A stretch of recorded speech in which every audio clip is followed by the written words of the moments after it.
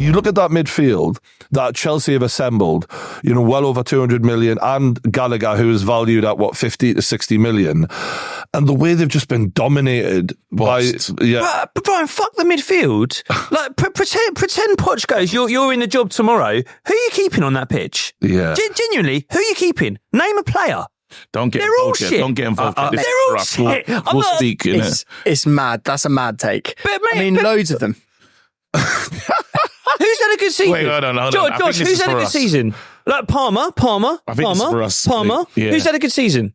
Apart from Palmer. Let's do it amongst ourselves before Josh. Okay, who would you saying all these players? Who would you take out of Chelsea? Who would I take out? As United, everyone takes Palmer because he's class. Yeah, take Palmer. Okay. Yeah, he's good at penalties. I'm not gonna lie. I have a cheeky look at the goalkeeper as well. Mate, he was 20 million quid that year. No, but on a serious note, there's not a lot in there. The keeper's decent. The back four, I wouldn't give a fuck about. No one. None of them. No one. Reece James and Chilwell, you would. They're not fit. Doesn't work. They're not fit. He doesn't work, Josh. You might as well have the ghost of Reece James on that pitch. That's a high five. The ghost of Reece. He smashed it. That's really funny as hell. It's literally Muppet Christmas Carol. We're Reece James and Chilwell. We're Reece James and Chilwell.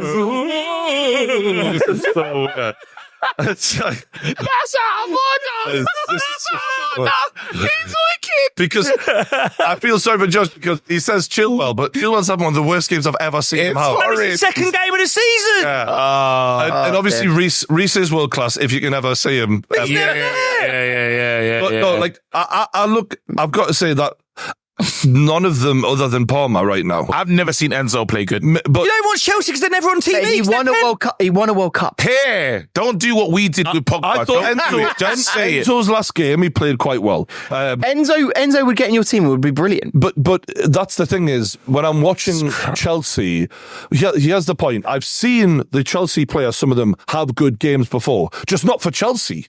Like, I'm looking at them going, even when Chelsea beat they knocked us out the cup, they had possession, but I wasn't amazed by any of the players. I don't get what they're doing. Yeah. I don't get what any of the...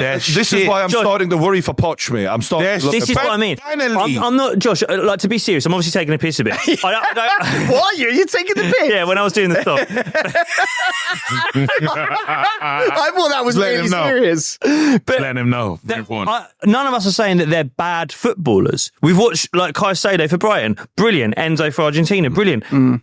Like, it's not worked for any of them in a Chelsea shirt. And I can't tell whether I should feel sorry for Poch or whether he's the problem. Because they're good footballers, but it's just not working. Yeah. I don't really get what they're trying to do. Where did they finish last season? 12th. Disgrace. A long way down. I think it was 11th. Okay, so they were 11th last season. Here's the thing. When you spend all that money, you make all those changes, you're not expecting it to work straight away. All right, $1 billion. You're not expecting it to work straight away. Net spends. However, they're tense now. So It's a disgrace. So the thing with Poch is like the long-term vision. It's not coming enough. Like, No. and as a manager, you have to show. Fans can be quite patient if they get the vision. Like, we've seen that before many times. I don't see the vision right now. Right. Can I ask you a question? Imagine you was 11th, and you spend $1 billion.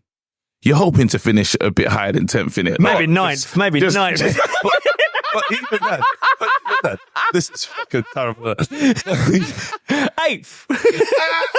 After $1 billion, you're hoping to just go like, just... But the point is, though, is let's not even that, right? Let's just...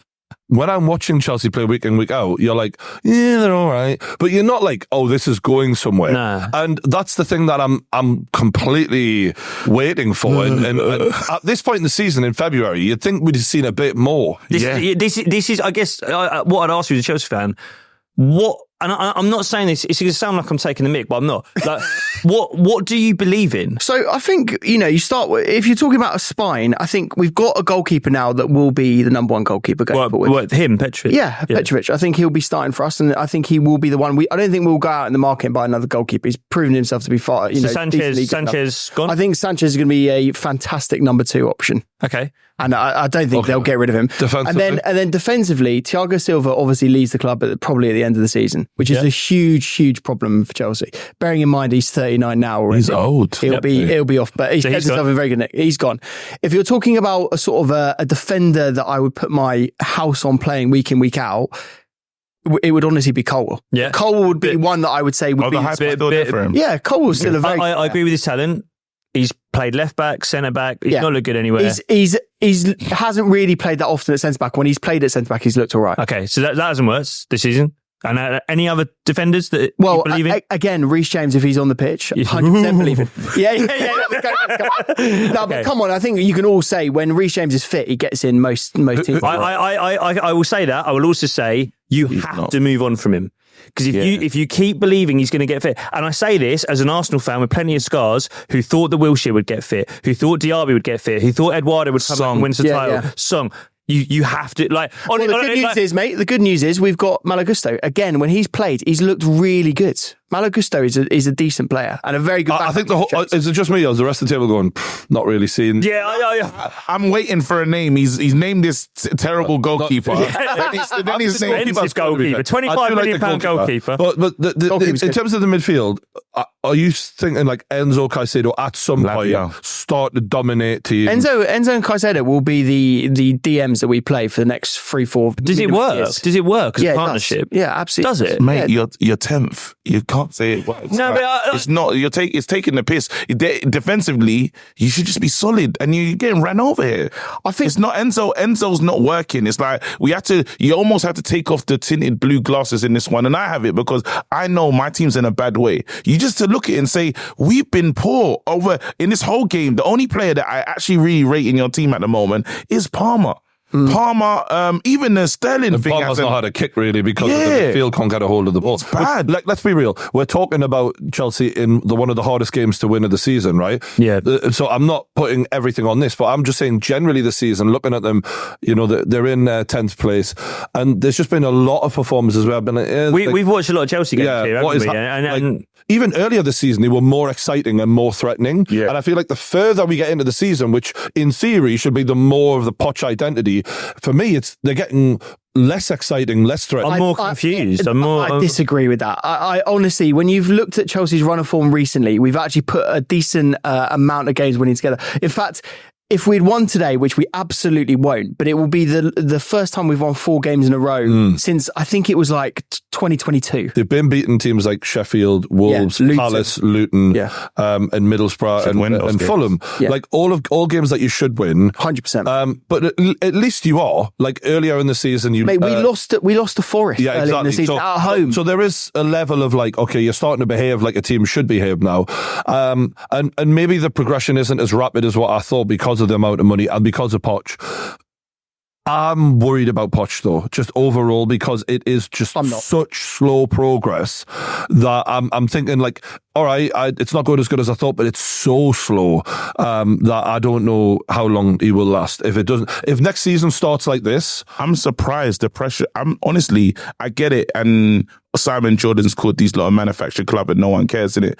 And I feel like some of that's true because I'm surprised he's not under more pressure. We've heard every 4 days we hear Ten Hag's going to lose his job, and I understand it. But then let's have it right. I've never heard a Chelsea fan a Chelsea fan say we've won 4 games that's not Chelsea. That's not Chelsea standards. Yeah. Chelsea, even when they sack managers, I expect Chelsea to still win big trophies. Yeah. Even on the manager sackings, I don't understand. That was the model. But the difference is though, is like, I feel that Man United are at the end of a cycle, right? And I won't make this about Man United. I'll bring it back to Chelsea. I feel that Man United are at the end of a cycle whereby you're going to have to go through a transition like Chelsea are going through now. So I'll bring it back to Chelsea and say this. We have literally ripped up the club. Like, we have got rid of all of the board. We've got rid of all of the management structure. We've got rid of all of the medical team. Yeah. We've got rid of all the recruitment team. We've got rid of an entire squad of players that were the elite squad of players that were there, that were older, that had been there, won things. And we've had to completely create a new team with a new management structure, with a new youthful setup, with a new recruitment team. Everything, again, refreshing, right? Yeah. And I think it's actually, I think there will be clubs that go through this process going forward. forward now, right? Because it's going to happen more and more often. You're going to see there will be tough times. Like you saw with Arsenal, like you had to go through a few tough years to then get to the successful era of Arteta, and arguably still hasn't been successful, right? There's still a transition. There's still a transition. 2 8th place finishes, wasn't it? It was 2 8th place finishes, but I think the difference was we had hope. There were players on the pitch that we knew were the future. Bukayo Saka, Emile Smith-Rowe. And there was money yet to be spent. But also the building blocks were happening slower. So what Chelsea have done is they've thrown a whole different load of blocks at it in one go. And naturally, you're thinking, you've put so many new players in there. You've played a lot of hands early. Yeah. And you only do that when you feel like you go all in when you've gone strong. And what we're saying is they haven't come off yet. I guess the word I would use, Josh, that all of us believed in as Arsenal fans that I don't see in Chelsea, and I don't think it's a criticism of Poch necessarily. We knew what the personality that Arteta was putting on the team was. We knew exactly what his ethos was. We knew how he wanted to play football, and we knew which players were going to be the core of that. And you could see it almost immediately. And I just don't see that with Chelsea. And I thought I would. I thought your personality would be Caicedo. I thought the personality would be Enzo, but it's not. And I guess the next question I'll ask you is like, what do you do next? Now what I think they're going to have to do in the next window is go, we don't need 15 new players. We don't need 10 new players. What we need is 2 or 3 really experienced, sort of like top level talent that have that sort of captain's mentality. To have personality. And personality. And when you look at the Chelsea teams of old that won things, what we had was a team of captains. We had players that would drag the team forward. You know, if JT was injured, we'd have other captains that were on the team that could absolutely represent Drogba, Ballack, like all of these players, like John Obi Mikel was the captain of Nigeria. Like, you know, like we had some quality leadership. And that is, to summarise it, that is what we're missing right now. Personalities, as you say, and some experience. And what they're going to have to do as a director of football is find that experience in this summer's window. That triple sub, by the way, just sums up everything about how I think Poch feels about this team. Not you, but not you either. Not you. It feels like he's just doing that every week. Because I don't think he likes any of them. I don't agree, because the team sheets have been relatively settled. Because there's no one else. That's because we've got a 12 injuries, mate. What I would say is, Josh talking about the captain's thing, those who've been watching the kick-off this season, early on, just giving myself a little bit of credit, just saying, I did say, who was going to be there to show these boys the Chelsea way? Who was the leader? Who was the captain? And the response was Conor Gallagher and Reece James. And in my head, I thought, I don't know, like, you know what I mean? And now that the more the season goes on, I'm even more like, and it's not that I don't rate those 2 players, but they're not those guys, especially not Reece, he's half the fucking season out all the time, right? Yeah. So, like, I think that's something that they're now going to have to rectify, but they were there probably. I don't think this is like a crisis game. I think even if we lost this game 4-0, I don't think it's a crisis game. We knew this was going to be difficult. Going to Anfield is hard enough, let alone when Jurgen's got his homecoming moment and his send-off. So we knew it was going to be a hard game. And I'm just saying it's a crisis season. I think we're saying this less as a reaction to this game and more as a kind of, we're halfway through the season. Of what we've been saying. It's like a midterm report, what we're doing here. Yeah. You talk about the leaders thing. I thought Sterling would be more of that. Yeah, he's not that guy. He's never been that guy. Sterling is least. I thought he went there to become that. The wage he's on, the role he was given. Yeah, and look, I've been saying it over and over again. I'll get a bit of banter from the Chelsea fans about saying this, but I'm absolutely ready for Raheem to go.